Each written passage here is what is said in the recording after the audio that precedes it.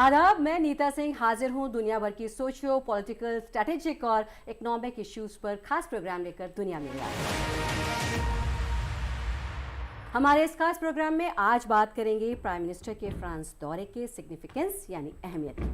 जी हां, prime minister ने हाल ही में फ्रांस का दौरा किया है, जहां उन्होंने फ्रेंच प्रेसिडेंट के इनविटेशन पर गेस्ट ऑफ ऑनर की हैसियत से बास्टिल डे परेड में हिस्सा लिया है और इस दौरान दोनों मुल्कों में डिफेंस सेक्टर में मजीद कोऑपरेशन पर इत्तेफाक किया गया और भारत और फ्रांस रिलेशन के अगले 25 वर्षों के लिए एक रोड मैप का आउटलाइन पेश किया गया है। आज हम बात करेंगे कि प्राइम मिनिस्टर के इस विजिट की आज के दौर में कितनी अहमियत है और इसके क्या क्या अचीवमेंट्स रहे हैं। इसी पर बात करने के लिए हमारे साथ स्टूडियो में मौजूद हैं तीन खास मेहमान। मिनिस्ट्री ऑफ एक्सटर्नल अफेयर्स के former secretary ambassador Virendra Gupta, Jawaharlal Nehru University में सेंटर फॉर यूरोपियन स्टडीज से डॉक्टर शीतल शर्मा और Indian Institute of Foreign Trades में HOD professor Ram Singh. Welcome to our studio. Professor Ram, आपसे जानना चाहेंगे कि अगर हम वर्ल्ड सिनेरियो में बात करें, अगर हम देखें कि इंडिया जो है इस समय लार्जेस्ट 5th इकॉनमी है और looking towards to become the 3rd largest economy, तो इस विजिट को आप किस तरह से देखते हैं? देखिए, भारत की जो आने वाला पोटेंशियल मैंने बताया 10 सालों में लगभग हम जो तीसरी सबसे बड़ी अर्थव्यवस्था बनने जा रहे हैं और फ्रांस भी इसको देख रहा है और उसको देखते हुए दोनों देशों की लीडरशिप ने सहयोग करना शुरू कर दिया। मैं कुछ एग्जाम्पल से बताऊं, जैसे दोनों देशों ने मिलकर ये निश्चित किया है कि वो एक जॉइंट 5th जनरेशन एयरक्राफ्ट के एक इंजन का निर्माण, जेट इंजन का निर्माण, आल्दो हमने US के साथ भी एक एग्रीमेंट किया है जल्दी में, जहां पर वो हमें तेजस का G कंपनी का जो F404 F414 इंजन देने के लिए तैयार हो गया है। लेकिन अगर आप उसके क्लॉजेज पढ़े तो उसमें केवल जो टेक्नोलॉजी ट्रांसफर बात की जा रही है 100%, लेकिन 80% से ज़्यादा नहीं है। ये ऐसा है जैसे आपने किसी को फिशिंग करना सिखा दिया और साथ में कहा भी ये कंडीशन है, आपको जब भी आपको फिशिंग करनी हो, हुक और जो उसका जो सिस्टम होगा मुझसे खरीदना पड़ेगा। फ्रांस के साथ हमारा संबंध ऐसा नहीं है। जो साफरान के साथ DRDO का समझौता हुआ है वो उसके 2 डायमेंशंस है। एक तो इंजन का डेवलपमेंट 114 न्यूटन थ्रस्ट पावर का इंजन, जो कि G के इंजन से भी ज़्यादा स्ट्रॉन्ग होगा, M का जो हमारा नया M का जो क्राफ्ट होगा। और आने वाले दिनों में भारत के पास, जैसे मैंने आपको बताया कि हमारी जो रणनीति है उसमें जो आने वाले दिनों में डिफेंस एक बहुत बड़ा क्षेत्र होगा। हमारे पास इस समय केवल जो 32 के आसपास स्क्वाड्रन है, हमें 44 चाहिए to effectively deal with 2 front war with Pakistan and China. और उसमें फ्रांस हमारा सहयोग कर रहा है टू डेवलप M का, जिसमें कि इंजन का निर्माण साफरान और उसके बीच में किया जाएगा। मैं एक एग्जांपल लिया, भारत सरकार ने इस साल अपने स्पेस सेक्टर को प्राइवेट सेक्टर के लिए खोलने का निर्णय किया है। भारत और फ्रांस के स्पेस सेक्टर को एक्सप्लॉइट करने के संबंध वर्षों, मैं कहूँगा दशकों पुराने हैं। जैसे कि जियो सिंक्रोनस सैटेलाइट को लॉन्च करना और जियो स्टेशनरी सैटेलाइट को लॉन्च करना। एक की कैपेबिलिटी भारत के पास ज़्यादा अच्छी है और एक की कैपेबिलिटी फ्रांस के पास ज़्यादा अच्छी है। अगर सैटेलाइट को लॉन्च करना है या सैटेलाइट की मैन्युफैक्चरिंग है, भारत ज़्यादा स्ट्रांग है। आने वाले दिनों में जैसे स्पेस इकोनॉमी बनेगी, जब भारत की इकोनॉमी बड़ी होगी, इसको हम अंतर्राष्ट्रीय स्तर पर भी लेके जाएंगे। हमें इसके फ्रांस के साथ सहयोग की आवश्यकता है। जो फ्रेंच गुयाना में उनका एक बेस है, हरियाणा उनकी कंपनी है, उसके साथ हमारा निरंतर सहयोग बढ़ रहा है। इसके साथ साथ न्यूक्लियर एनर्जी को किस तरीके से और आगे ले जाया जाए, इसके लिए भी काम कर रहे हैं। तो अगर भारत को विश्व की तीसरी अर्थव्यवस्था बनना है तो हमने कुछ क्लासिकल इंडस्ट्रीज को आइडेंटिफाई किया, जिसमें कि नंबर 1 जो हमारा डिफेंस सेक्टर, जो हमारा जिसमें हमें इंपोर्ट सब्स्टिट्यूट करना और as a reliable exporter of defence products बनना है।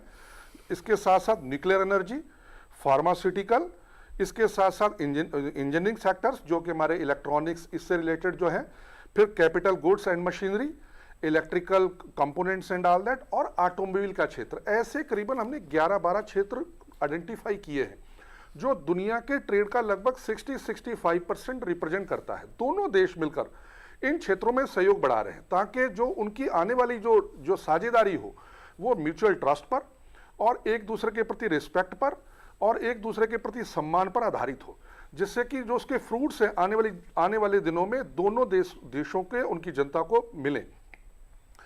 इसमें हमारे पास जैसे चीप लेबर और जो हमारा क्या कहते हैं उसके साथ लैंड और लेबर भारत के पास बहुत आयत है, लेकिन कैपिटल की कमी है। ज़्यादा इन्वेस्टमेंट भारत को चाहिए होगा फ्रांस से और वो फ्रांस उसके लिए एग्रीड है। They will supply capital to us in critical sectors, जिसमें कि हम सहयोग करके इस रणनीतिक साझेदारी को जिसकी जियो स्ट्रेटेजिक डायमेंशन के साथ साथ जियो इकोनॉमिक डायमेंशंस को भी और ज़्यादा मजबूत करेंगे। तो महत्वपूर्ण सेक्टर होंगे फार्मास्यूटिकल, फूड प्रोसेसिंग, इसके साथ साथ हमारा मैंने आपको बताया इलेक्ट्रॉनिक्स, कैपिटल गुड्स, इलेक्ट्रिकल और स्टील सेक्टर में भी दोनों देशों ने अपना सहयोग, खास तौर से स्पेशलिटी स्टील जहां भारत एक बहुत बड़ा नेट इंपोर्टर है, हमने अभी PLI इंसेंटिव्स भी दिए हैं, उस क्षेत्र में भी फ्रांस ने अपना इन्वेस्टमेंट जो है करने का अपना जो इच्छा व्यक्त करी है। तो देखा जाए तो दोनों देशों की जो लीडरशिप है उसने बहुत ही वृहद पृष्ठभूमि तैयार करी है और ये आने वाला समय बताएगा कि कंपनियां कैसे सहयोग करेंगी। मैं एक एग्जाम्पल के रूप में बताऊं, फ्रांस के स्टॉक एक्सचेंज पर जो 40 कंपनियों की लिस्टिंग होती है, जैसे भारत में BSE 30 या NSE 50 या NSE 100 होता है, जो टॉप की कंपनियां हैं जो रजिस्टर्ड है फ्रांस के जो स्टॉक एक्सचेंज में, उसमें से 39 कंपनियों का किसी ना किसी रूप में या तो इन्वेस्टमेंट या बिजनेस भारत में है। ये हमारी जो बिजनेस की गहराई है और दिखाता है और ऊंचाइयां छूने का अब समय है। भारत बढ़ती हुई अर्थव्यवस्था है, कैपिटल फ्रांस की आएगी, टेक्नोलॉजी आएगी और जो लेबर होगी चीप हमारे देश की और मार्केट हमारे देश की, भारत के लिए भी जहां पर साजो सामान बनेगा और हम उसको अंतर्राष्ट्रीय बाजार में भी बेचने का प्रयास करेंगे। जी बिल्कुल प्रोफेसर राम, तो इंडिया और फ्रांस बहुत से ऐसे प्लेटफॉर्म्स हैं जिसपे कि कोऑपरेट कर रहे हैं और दोनों को ही इससे फ़ायदा होगा। एम्बेसडर साहब, अगर हम इंडिया फ्रांस की बात करें तो कौन सी ऐसी सिमिलैरिटीज़ हैं जो कि उनको एक बहुत मजबूत पार्टनर्स बनाती हैं, पार्टनरशिप देती हैं और आगे वे फॉरवर्ड देती हैं कि 25 साल के लिए प्लान रोड मैप तैयार किया और 25 साल पुराना पार्टनरशिप है? देखिए, दोनों ही बड़ी ताकतें हैं। फ्रांस इस्टेब्लिश्ड वर्ल्ड पावर है और इंडिया एक इमर्जिंग पावर है।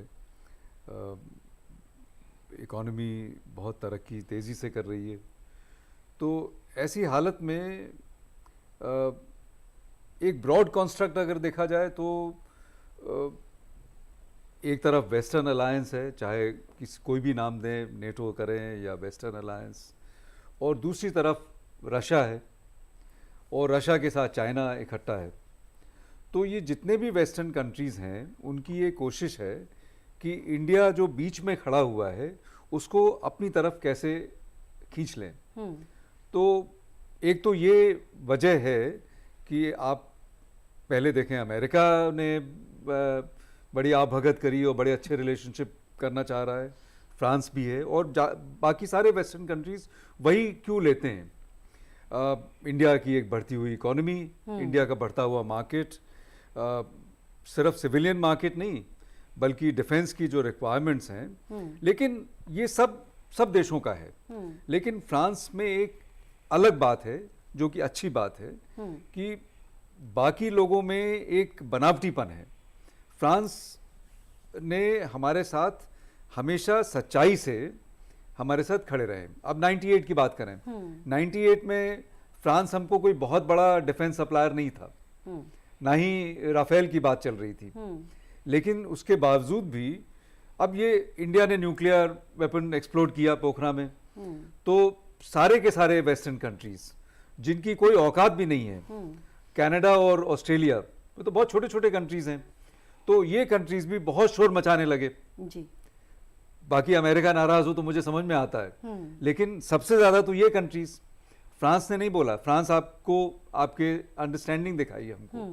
तो हर वक्त में जो है, अभी हमारे साथ जब चाइना की प्रॉब्लम हुई 2-3 साल पहले, तो उस वक्त में भी फ्रांस ने हमको बहुत अंडरस्टैंडिंग दिखाई। तो एक ग्लोबल स्ट्रेटेजिक लैंडस्केप में फ्रांस ने हर मर्तबा हमको जो है, ये हमको समझ में आता है कि फ्रांस हमारा एक अच्छा पार्टनर की तरीके से है।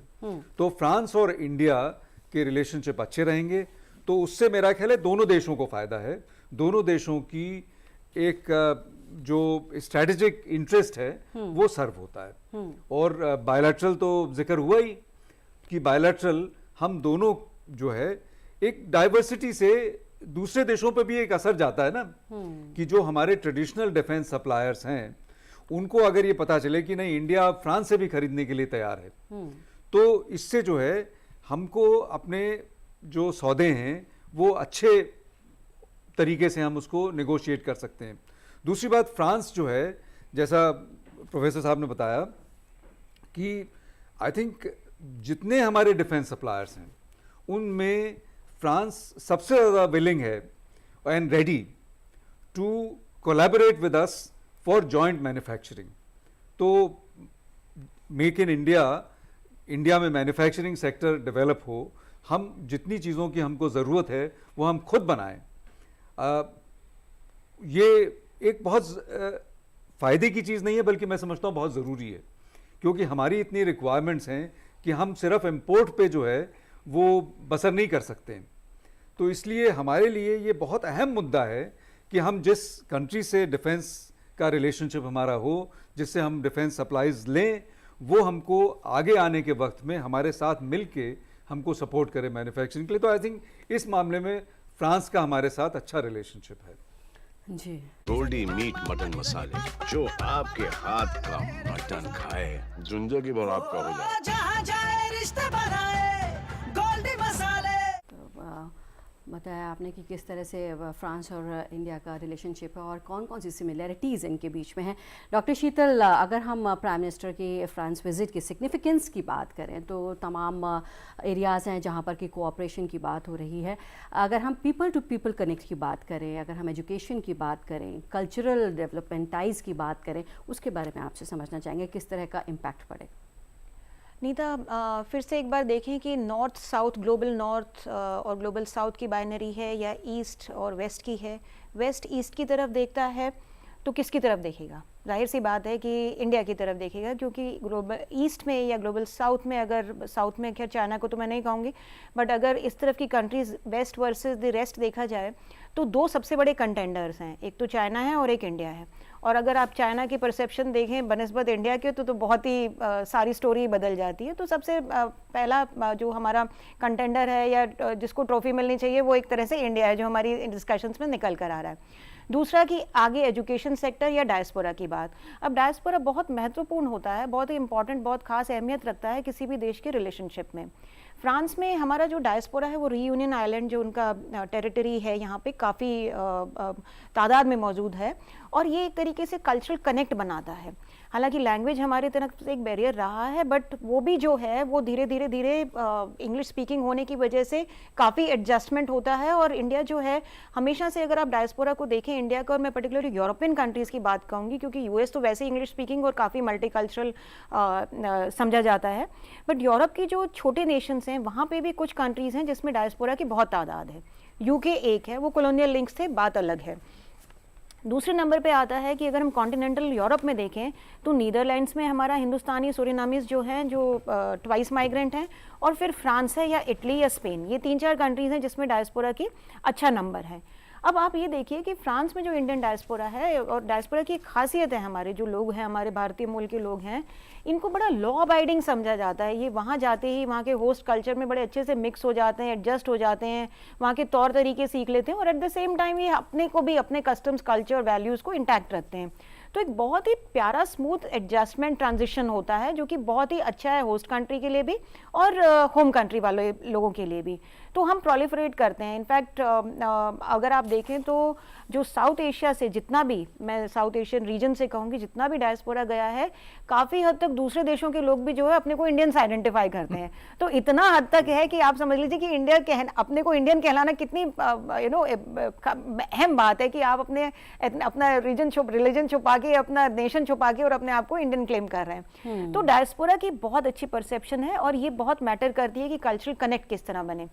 धीरे धीरे जो है, हालांकि ये बिग टिकट प्रोग्राम्स नहीं है, हालांकि डिफेंस में, साइंस, टेक्नोलॉजी, स्पेस, इन सब में छोटे जो सेक्टर्स हैं वो खो जाते हैं, बट कहीं पे भी देखिए कि इंडियंस जो है अब तक यूएस ड्रीम को चेरिश करते थे, अब एक यूरोपियन ड्रीम भी है, यूके ड्रीम भी है, और एक थोड़ा हद तक फ्रेंच भी आएगा धीरे धीरे होराइजन पे। क्योंकि जो यूनिवर्सिटीज़ हैं वहाँ ज़्यादा नंबर तो नहीं है, 15-20 हज़ार के करीब स्टूडेंट्स हैं, जो बहुत ज़्यादा इनकरेजिंग नहीं है, बट धीरे धीरे ओपन हो रहा है सेक्टर। और फ्रांस की और इंडिया की जो दूसरे क्षेत्र हैं जिनको आप कहते हैं कल्चरल डिप्लोमेसी या पब्लिक डिप्लोमेसी इनिशिएटिव्स हैं, जो पब्लिक की नज़र में आते ही नहीं है। मैं इसलिए कहूँगी क्योंकि यूरोपियन स्टडीज़ में जब हम यूरोपियन यूनियन की बात करते हैं, आज आप किसी को भी पूछिए कि फ्रांस की एम्बेसी किधर है, यूके की किधर है, कि फलां देश की किधर है, सबको पता होगा। बट अगर हम ये पूछें कि head of the delegation of European union कौन है या कहाँ बैठते हैं, उनका ऑफिस कहाँ है, तो European Union as a unit जो है 27 मेंबर स्टेट्स को रिप्रेजेंट करता है, उसके बारे में खासा जानकारी लोगों को नहीं है। सिर्फ कुछ यूनिवर्सिटी लेवल पे है या कुछ डिप्लोमेटिक लेवल पे है, टियर 2 सिटीज़ 3 तक तो पहुंच भी नहीं पाती है। तो ऐसे में फ्रांस की साझेदारी बहुत सारे सेक्टर्स में है, जैसे जेंडर के लिए, इक्वालिटी के लिए काम कर रहे हैं, ग्रीन टेक्नोलॉजी के लिए काम कर रहे हैं, फिशिंग एरिया में, मतलब कोस्टल एरियाज़ में बहुत सारे ऐसे एनजीओज़ के साथ इनके समझौते हैं जहाँ पे ये अपलिफ्टमेंट, एम्पावरमेंट, कैपेसिटी बिल्डिंग के एरियाज़ में काम कर रहे हैं। तो ये कंटिन्यू होता रहेगा, इसके नंबर ऑफ एंगेजमेंट्स बढ़ते रहेंगे, और ये इंडिया के कई ऐसे प्रोग्राम जो प्रेजेंट गवर्नमेंट के हैं, जैसे अर्बन डेवलपमेंट है, इंफ्रास्ट्रक्चर डेवलपमेंट है, मेक इन इंडिया है, या स्मार्ट सिटी के प्रोजेक्ट्स हैं, ट्रैवल, टेक्नोलॉजी, मोबिलिटी, इन सब में कहीं ना कहीं छोटे छोटे रूप में एंगेजमेंट्स जो हैं वो हमारे जो ग्रेटर गोल्स हैं उनमें बहुत सहायता देंगे, बहुत मदद करेंगे। बिल्कुल, आपने बहुत तफसील से बताया कि किस तरह से छोटे छोटे एंगेजमेंट्स हैं जो आगे बहुत बड़े डेवलपमेंट की ओर लेके जाएंगे। प्रोफेसर राम, आपसे जानना चाहेंगे कि हम बात कर रहे हैं इंडिया के फ्रांस विजिट के सिग्निफिकेंस की, आपसे एक कंक्लूडिंग रिमार्क। हाँ जी, देखिए, भारत और जो फ्रांस है अभी वो को डेवलपमेंट और को प्रोडक्शन की तरफ बढ़ रहे हैं, और इसके साथ साथ मैं कहूँगा को सर्विसिंग की तरफ भी बढ़ रहे हैं। पहले मैं को सर्विसिंग के एग्जाम्पल के रूप में आपको बताऊँ, भारत और फ्रांस ने मिलकर एक जो पूरे अफ्रीका में इंटरनेशनल सोलर अलायंस के तहत वहाँ के जो second tier cities, third tier cities, उसमें सोलराइजेशन के प्रोजेक्ट ज्वाइंटली शुरू किए हैं। तो हमारी रिलेशनशिप केवल भारत के बॉर्डर्स तक सीमित नहीं है, ये इसके बियॉन्ड इंडियाज़ बॉर्डर है। अगर आने वाले वर्षों में देखा जाए, या एक रिलेशनशिप का एक ब्रॉड हॉराइजन देखा जाए। इसके साथ साथ जब हम को डेवलपमेंट और को प्रोडक्शन की बात करते हैं, तो मुझे लग रहा है कि दोनों देशों ने ऑलरेडी इस संबंध में जो प्रयास शुरू कर दिए हैं। जो राफेल एरोप्लेन है, वहाँ पर भारत की मिसाइल सिस्टम, जिसमें अस्त्रा और ब्रह्मोस दोनों को इंटीग्रेट करने का कार्यक्रम शुरू हो गया है। और आपको पता होगा, Rafale is a very popular aeroplane, जो कि क्रोएशिया में जा रहा है, यूएई में बिक रहा है लगभग 90 एरोप्लेन, ग्रीक के साथ उनका समझौता हुआ है, ग्रीस के साथ। इसके साथ साथ और भी कंट्री उसको बाय करने के इच्छुक है। जब फ्रांस अपना एरोप्लेन बेचेगा तो भारत के साथ में जो इंस्ट्रूमेंट्स होंगे वो बिकेंगे। तो मुझे लग रहा है कि ये जो रिलेशनशिप है, ये ट्रस्ट पे, रूल ऑफ लॉ पे, रिस्पेक्ट फॉर सॉवरेनिटी पे, और जो रिस्पेक्ट फॉर ह्यूमन राइट्स पे, और जो स्ट्रेटजिक ऑटोनॉमी, जिसमें कि अगर नाटो का मेंबर होते हुए भी उन्होंने कई बार भारत के पक्ष में बहुत ही एक इंडिपेंडेंट व्यू लिया है। और इसके साथ साथ ग्लोबल अफेयर्स में भी भारत का जो सहयोग है फ्रांस के साथ बहुत ज़्यादा है। मुझे लग रहा है कि आने वाला जो ये समय होगा, इसमें हम नई ऊंचाइयां भारत और फ्रांस के दोनों देशों के रिश्तों में देखेंगे।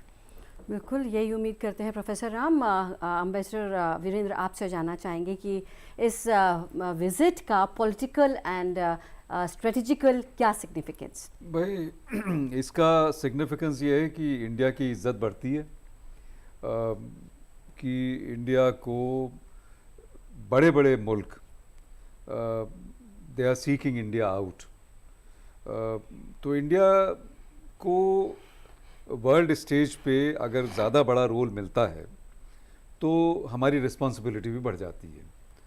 और इस कॉन्टेक्स्ट में मैं ये कहना चाहूँगा कि हमारा G20 की प्रेसिडेंसी है इस साल, और प्रधानमंत्री ने बहुत समझदारी के साथ उस G20 प्रेसिडेंसी की अंडरलाइंग थीम एक वसुधैव कुटुंबकम बनाया है, जो कि इस रिस्पॉन्सिबिलिटी का प्रतीक है कि हम सिर्फ अपने लिए काम नहीं करें। अपने नेशनल इंटरेस्ट की तो बड़ी नेचुरल चीज़ है कि हर देश जो है वो नेशनल इंटरेस्ट, अपने सेल्फ इंटरेस्ट में काम करता है, लेकिन उस सेल्फ इंटरेस्ट को हम नैरोली डिफाइन नहीं करके एक ब्रॉडर कॉन्टेक्स्ट में, एक लॉन्ग टर्म फ्रेमवर्क में देखें और एक वसुधैव कुटुंबकम के परिप्रेक्ष्य में देखें।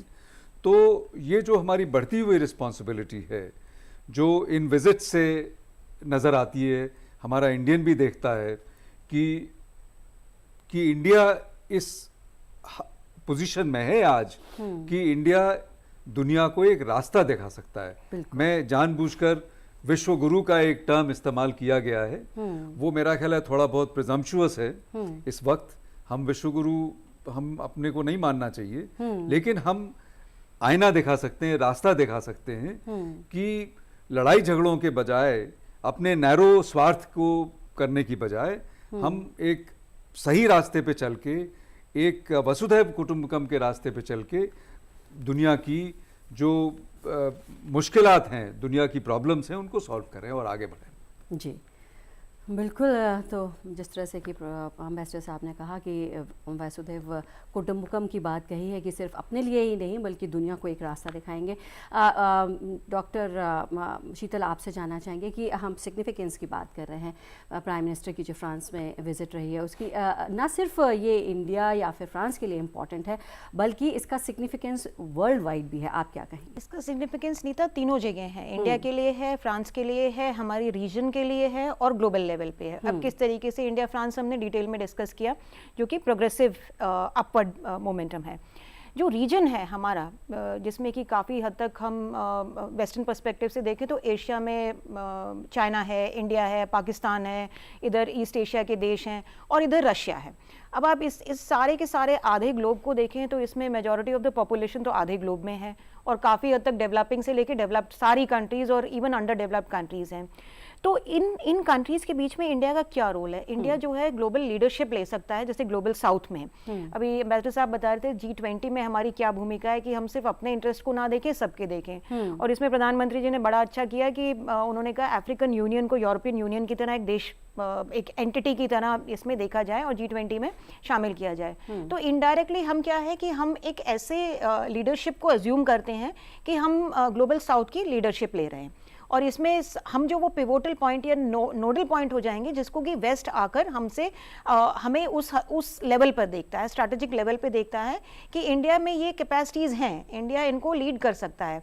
और ये बहुत इंपॉर्टेंट एक मैसेज बाकी कंट्रीज़ को भी देता है जिनके साथ हमारी थोड़ी सी आप कह सकते तनाव है बॉर्डर को लेकर या इसके, कि इंडिया के साथ जो डायरेक्ट इनडायरेक्ट सपोर्ट जो है सारे वेस्टर्न पावर्स का है। एक चीज़ आप बहुत इंपॉर्टेंट देखिए कि रशिया यूक्रेन वॉर ने हमें क्या दिखाया। रशिया यूक्रेन वॉर ने ये तो साबित कर दिया कि मिलिट्री माइट और ट्रेडिशनल डिप्लोमेसी जो है कहीं जाके फॉल फ्लैट हो जाती है, उसकी लिमिटेशंस हैं, वो कुछ हद से आगे नहीं बढ़ सकती। कहाँ सोचा जा रहा था यूक्रेन जो है इतने वर्षों तक, इतने समय तक, लंबे समय तक रशिया को झेल पाएगा या नहीं। हालांकि सब जानते हैं कि किस तरीके से वेस्ट उसको मदद कर रहा है और रशिया की कितनी कैपेसिटीज़ हैं, चाइना कितना इनडायरेक्टली सपोर्ट करता है ग्लोबल फोरम्स पे। बट ना तो नेटो का मेंबरशिप देना भी बहुत खतरनाक है इस स्टेज में, क्योंकि देन आर्टिकल 5 ट्रिगर हो जाएगा और फिर तीसरा विश्व युद्ध तो फिर दरवाजे के वक्त शुरू ही हो जाएगा। तो नाटो की मेंबरशिप, EU की मेंबरशिप, कहीं ना कहीं ट्रेडिशनल डिप्लोमेसी की अपनी लिमिटेशंस होती हैं। तो ऐसे में क्या इंपॉर्टेंट है, आप यहाँ पे रिजिडिटी छोड़कर जो अपना तनाव है या अपनी जिसको आप कह सकते हैं एक पोस्चरिंग है कि हम एक मिलिट्री माइट हैं, जो चाइना यदा कदा साउथ चाइना सी में तो आप देख ही रहे हैं कितनी इंडो पैसिफिक में इश्यूज क्रिएट कर रहा है। तो मिलिट्री माइट को छोड़कर एक ऐसी पावर बनने की कोशिश करें जिसका तालमेल से संबंध हो, बजाय कि किसी के ऊपर मिलिट्री मसल फ्लेक्सिंग का। और इसमें जो है India fits the bill perfectly. India की वो इमेज है, इंडिया की वो छवि है, इंडिया की वो कैपेसिटीज़ है कि वो जो डेवलपिंग एक वर्ल्ड है या ग्लोबल साउथ है उसका लीडरशिप रोल अज्यूम कर सकता है। जस्ट अज्यूम नहीं कर सकता, उसको मतलब उसको पूरा नया पार करा सकता है मैं कहूँगी। और उसके लिए ये इंडिया की कैपेसिटी जो है वो वेस्ट और ईस्ट के बीच में, नॉर्थ और साउथ के बीच में बड़ा अच्छा कॉन्ड्यूट है, बहुत अच्छा कनेक्ट है जो कनेक्ट करता है अंडर डेवलप्ड और डेवलपिंग और डेवलप्ड नेशंस को। जी बिल्कुल। तो आप तीनों ने समय निकाला, वक्त निकाला और स्टूडियो में आए और तमाम अहम जानकारी हमें दी, उसके लिए आपका बहुत बहुत शुक्रिया। तो हमारे तीनों ही गेस्ट बहुत तफसील से उन्होंने बताया कि प्रधानमंत्री मोदी जो अभी फ्रांस गए क्या सिग्निफिकेंस है उनकी इस विज़िट का। ना ये सिर्फ फ्रांस और इंडिया के लिए बहुत ही सिग्निफिकेंट है बल्कि पूरे अगर हम ग्लोबली हम इसकी बात करें तो ये बहुत हद तक एक पॉजिटिव इम्पैक्ट करेगी और बेनिफिट करेगी। तो आज के हमारे प्रोग्राम में बस इतना ही। उम्मीद करते हैं हमारी आज की पेशकश आपको पसंद आई होगी। आपको हमारा ये प्रोग्राम कैसा लगा आप हमको ईमेल कर सकते हैं। हमारा ईमेल आईडी है ddurduspecials@gmail.com। इसी के साथ हमें और हमारी पूरी टीम को दीजिए इजाज़त। आदाब।